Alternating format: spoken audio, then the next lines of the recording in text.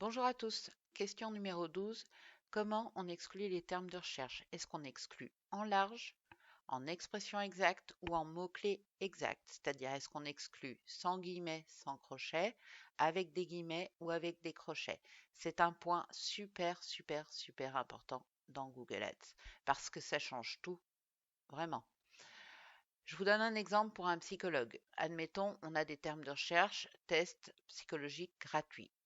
Le mot gratuit ne m'intéresse pas. Donc là, il n'y a pas de souci. Dans ces cas-là, je l'exclus en large, c'est-à-dire sans guillemets, sans crochet. Mais attention, il faut que j'exclue également les variantes du mot. Donc j'exclus les pluriels, j'exclus les féminins, j'exclus également gratuitement. Pensez-y, parce que si vous n'excluez que gratuit, vos annonces s'afficheront sur quelqu'un qui demande gratuitement.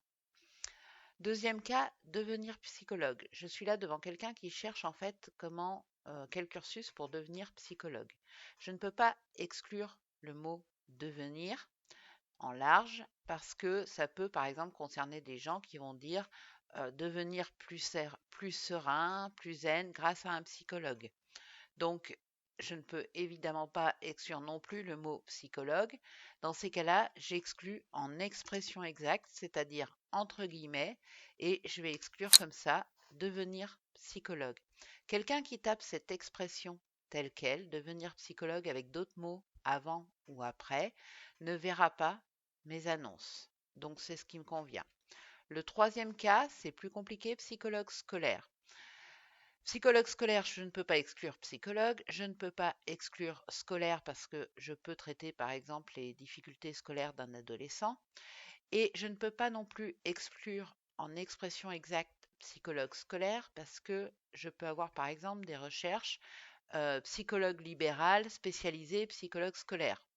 Donc je suis face à quelqu'un dans ces cas-là qui cherche bien mon type d'activité, qui ne cherche pas un psychologue scolaire.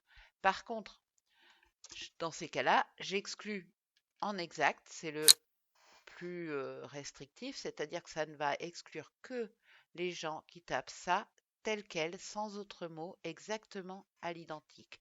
Or, quelqu'un qui tape psychologue scolaire tout seul comme ça, je sais qu'il cherche un psychologue scolaire, c'est-à-dire qu'il dépend de l'établissement. Il y a 90% de chances qu'il recherche un psychologue qui dépend de l'établissement. Évidemment, vous avez 10% des cas où ou peut-être qu'il s'est mal exprimé dans sa recherche.